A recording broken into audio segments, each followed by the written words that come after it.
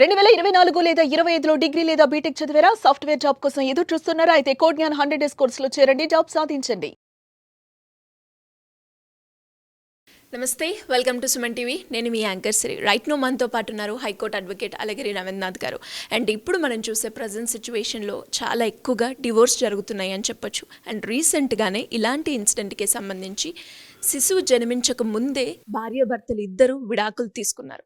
మరి ఇప్పుడు ఆ శిశువు ఎవరి దగ్గర ఉండాలి, లీగల్ పరంగా ఎవరికి రైట్ ఉంటుంది, ఇలాంటి సిచ్యువేషన్ వచ్చినప్పుడు మనం లీగల్ పరంగా ముందుకు వెళ్ళాలి అంటే ఎలాంటి జాగ్రత్తలు పాటించాలి, వీటి గురించే ఈరోజు మనతో క్లారిటీ ఇవ్వడానికి హైకోర్టు అడ్వకేట్ అలగిరి రవీంద్రనాథ్ గారు ఉన్నారు. వారిని అడిగి తెలుసుకుందాం. నమస్కారం సార్. నమస్తే అండి శ్రీ గారు. సార్, రీసెంట్ టైమ్స్లో మీరు కూడా చాలా వరకు డివోర్స్కి సంబంధించి ఎన్నో రకాల కేసెస్ అయితే డీల్ చేయడం జరిగింది.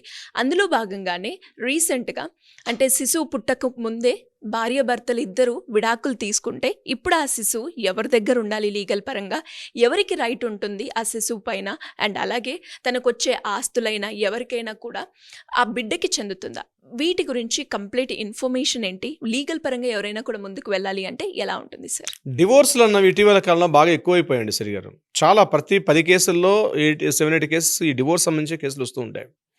ఇటువంటి సందర్భాల్లో ఒక్కొక్క కేసు ఒక్కొక్క కొత్త రకంగా ఉండే అవకాశం ఉంటుంది. ఎందుకంటే సమస్యలు రకరకాలుగా ఉంటాయి.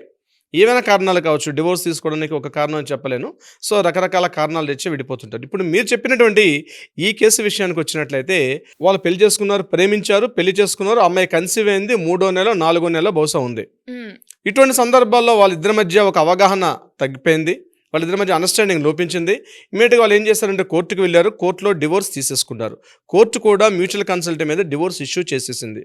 అయితే వాళ్ళకు పుట్టినటువంటి ఆ బేబీ ఎవరైతే ఉన్నారో బేబీ ఎవరి యొక్క మెయింటెనెన్స్ కిందకి వెళ్తారు, ఆ బేబీ యొక్క కస్టడీ ఎవరు తీసుకోవాలి, అదే కాకుండా అసలు లీగల్గా ఆ పుట్టినటువంటి బేబీకి ఏ రైట్స్ ఏమైనా ఉంటాయా, డివోర్స్ అయిపోయారు కాబట్టి రైట్స్ అంటూ ఏమి ఉండవా, ఇతను వేరే పెళ్లి చేసుకోవచ్చా, కన్సీవ్ అయినప్పుడు ఆల్రెడీ డివోర్స్ అయితే అయిపోయింది, బేబీ ఇంకా పుట్టలేదు కాబట్టి దీని మీద వేరే మ్యారేజ్ చేసుకోవచ్చా చేసుకోకూడదా, కొన్ని రకరకాల డౌట్స్ వస్తూ ఉంటాయి.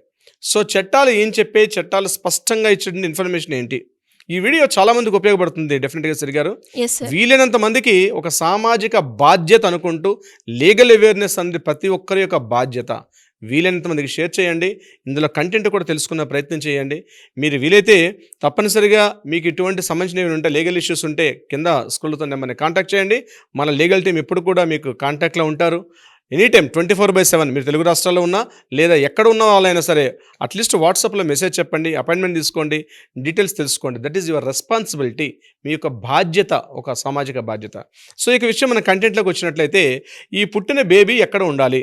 సో ఇక్కడ విషయం ఏంటంటే బేబీ పుట్టనంత వరకు కూడా బేబీ ఎక్కడ ఉండాలన్నటువంటి విషయం అన్నది మనకి లీగల్గా పాయింట్ అవుట్ రాదు. ఆ అమ్మాయి డెలివరీ అయింది, డెలివరీ అయిన తర్వాత ఒక బేబీ బాబో పాప ఎవరు పుట్టారు. ఇప్పుడు as per sections maintenance rule ప్రకారం చైల్డ్ కస్టడీ ఎవరు తీసుకోవచ్చు.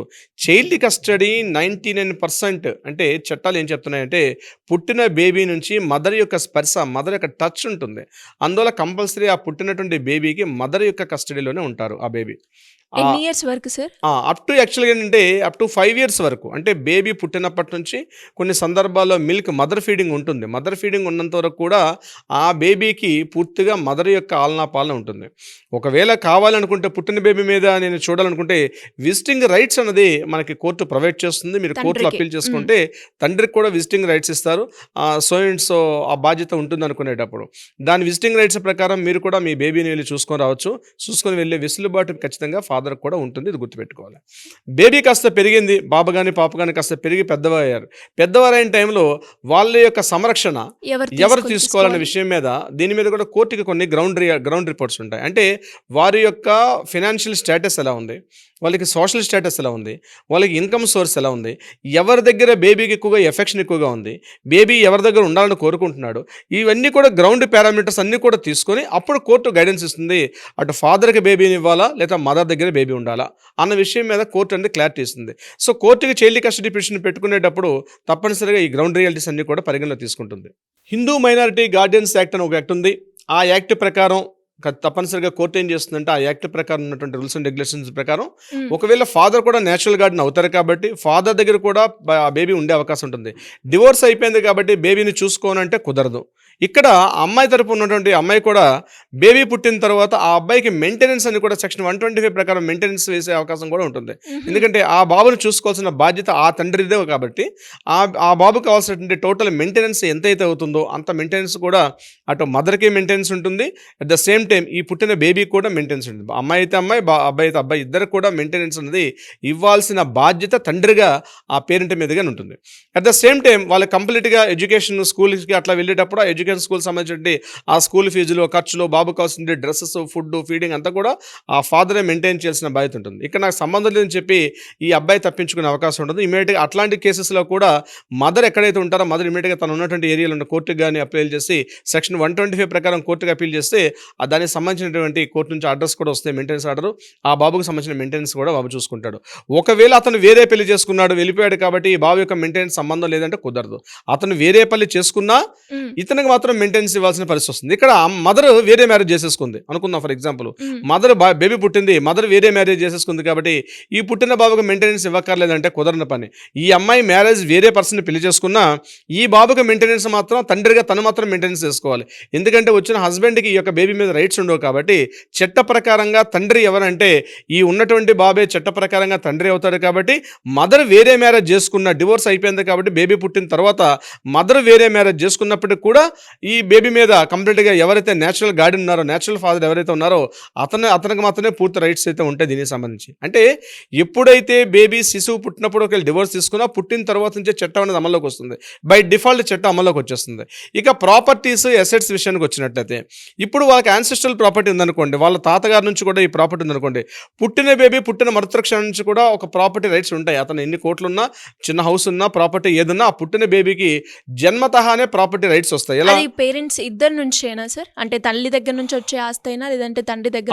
అవునండి, తల్లిదండ్రుల దగ్గర నుంచి కానీ తండ్రి దగ్గర నుంచి కూడా ఆ బేబీకి, పుట్టిన బేబీకి ప్రాపర్టీ రైట్స్ బై డిఫాల్ట్ వస్తాయి పుట్టినప్పటి నుంచి కూడా. అంటే వాళ్ళ ఫాదర్ లేకపోతే మదర్ సంపాదించుకున్న ప్రాపర్టీ మీద రైట్స్ రావండి వాళ్ళకి ఫోర్త్ జనరేషన్ దగ్గర నుంచి. అంటే వాళ్ళ ఎవరైతే ఫాదర్ నుంచి వస్తున్నటువంటి యాన్సెస్ట్రల్ ప్రాపర్టీ ఏదైతే ఉందో అటువంటి ప్రాపర్టీ మీద ఈ పుట్టినటువంటి బేబీకి బై డిఫాల్ట్ రైట్స్ అనేవి వచ్చేస్తాయి. కాబట్టి అటువంటి సందర్భాల్లో ఆ పుట్టిన బేబీకి కూడా డివోర్స్ తీసుకున్నంత మాత్రాన బేబీకి రైట్స్ ఎక్కడ మిస్ అయిపోవడం కానీ, లేకుండా పోవడం కానీ ఇటువంటి పరిస్థితులు జరగదు. ఆ బేబీకి రైట్స్ వస్తాయి. దీనికి సంబంధించి మనకి కొన్ని కేసెస్ కూడా మనం డీల్ చేస్తున్నాం. సుప్రీంకోర్టు జడ్జిమెంట్స్ కానీ, అలహాబాద్ హైకోర్టు, హైదరాబాద్, మన తెలంగాణ హైకోర్టు చాలా కేసుల్లో అనేక తీర్పులు ఇవ్వడం కూడా జరిగింది శ్రీ గారు. అండ్ అలాగే సార్ ఇంతకు ముందు మీరు చెప్తూ న్యాచురల్ గార్డియన్ ఫాదర్ అని చెప్పడం జరిగింది. అండ్ చాలా మందికి అపోహ ఏముంటుందంటే ఎప్పుడైతే డివోర్స్ తీసుకుంటామో పిల్లల బాధ్యత ఎక్కువగా పేరెంట్ తల్లికే ఉంటుంది అని అనుకుంటూ ఉంటారు. అండ్ మనం వీడియోస్ చేసేటప్పుడు ఎలా అయితే తల్లికి ఉంటుందో తండ్రియే ఫస్ట్ గార్డియన్గా మనం ప్రిఫర్ చేస్తాం లీగల్ పరంగా అని కూడా మీరు చెప్పడం జరిగింది. అంటే ఇప్పుడు ఒకవేళ మీరు అన్నట్టుగా ఈ పారామీటర్స్ చెక్ చేయాలి సార్, ఏదైతే ఆస్తి పరంగానో లేదంటే ఫైనాన్షియల్ పరంగానో ఎవరు బాధ్యత ఎలా తీసుకుంటారు అని.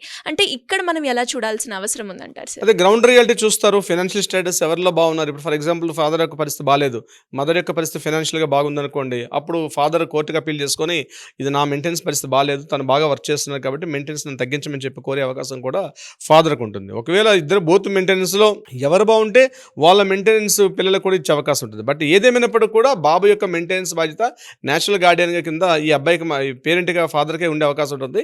ఎట్టి పరిస్థితుల్లో కోర్టు కూడా అనేక సందర్భాల్లో చట్టం చెప్పడం జరిగింది, డివోర్స్ ఇచ్చేస్తాను కాబట్టి పిల్లల యొక్క బాధ్యత లేదు అంటే కుదరదు. తప్పనిసరిగా పిల్లల బాధ్యత ఫాదరే తీసుకోవాల్సిన అవసరం కూడా ఉంటుంది శ్రీ గారు. True sir. మరి మీరు అన్నట్టుగానే ఇలాంటి సిచ్యువేషన్స్ ప్రజెంట్ డేస్ మనం ఎక్కువగా చూస్తున్నామని చెప్పొచ్చు. ఎంతోమంది భార్యాభర్తలు విడాకులు తీసుకొని విడిపోయిన తర్వాత ఎక్కువగా సఫర్ అవుతుంది పిల్లలు అని చెప్పొచ్చు. అలాంటి సందర్భాల్లో లీగల్ పరంగా పేరెంట్స్ ఎవరైనా కూడా సింగిల్ పేరెంట్ అయినా లేదు అంటే ఇద్దరు మ్యూచువల్గానే డివోర్స్ తీసుకున్నప్పటికీ మా పిల్లల మీద మాకు వచ్చిన ఆస్తిని మేము ఎలా పంచుకోవాలో మాకు ఐడియా లేదు, లీగల్ పరంగా మేము ముందుకెళ్ళాలి అనుకునే వాళ్ళు ఎవరైనా కూడా మిమ్మల్ని అప్రోచ్ అవ్వాలి అంటే ఎలా ఉంటుంది సార్? కింద స్క్రోల్ అవుతున్న నెంబర్ని కాంటాక్ట్ చేయగలిగితే మీరు ఎక్కడ ఉన్నా పర్వాలేదు, 2 తెలుగు రాష్ట్రాల్లో ఏ మారుమూల గ్రామాలు ఉన్నా పర్వాలేదు, లేదా దేశంలో ఎక్కడున్నా పర్వాలేదు, ప్రపంచంలో ఎక్కడున్నా పర్వాలేదు, అట్లీస్ట్ కాల్ చేయండి లేదా వాట్సాప్ చేయండి. 24/7 Ravindranath advocate, high court of Telangana ఎప్పుడు మీకు అందుబాటులో ఉంటారు. లేదా మన లీగల్ టీం ఎప్పుడు సపోర్ట్ చేస్తుంది. సామాజిక బాధ్యతగా మనం చేస్తున్నాం, ఒక అవేర్నెస్గా చేస్తున్నాం అనే విషయాన్ని కూడా మీరు అపాయింట్మెంట్ తీసుకోండి. కింద స్క్రోల్ నెంబర్ని కాంటాక్ట్ ఆర్ వాట్సాప్ చేయండి. డెఫినెట్గా లీగల్ టీం అప్రోచ్ అవుతారు. మీకు కావాల్సిన సలహా సంప్రదింపులు ఇచ్చే ప్రయత్నం కూడా చేస్తారు శ్రీ గారు. Great information sir. Thank you so much. Thank you so much అండి. సో చూసారు కదా, మరి మీరు కూడా ఎవరైనా కూడా ఇలాంటి సిచ్యువేషన్ తోటే బాధపడుతుంటే లీగల్ పరంగా వెళ్ళాలి, కానీ ఎలా వెళ్ళాలి, ఎవరు మంచి అడ్వకేట్ అని చూస్తున్న వాళ్ళందరికీ కూడా సింపుల్గా కింద స్క్రోల్ అవుతున్న నెంబర్ని కనుక మీరు అప్రోచ్ అయితే హైకోర్టు అడ్వకేట్ అలగిరి రవీంద్రనాథ్ గారి టీం మిమ్మల్ని అప్రోచ్ అవ్వడం జరుగుతుంది. Thank you. సుమన్ టీవీలో మీ పర్సనల్ అండ్ బిజినెస్ ప్రమోషన్స్ కోసం కింది నెంబర్కి కాంటాక్ట్ చేయండి.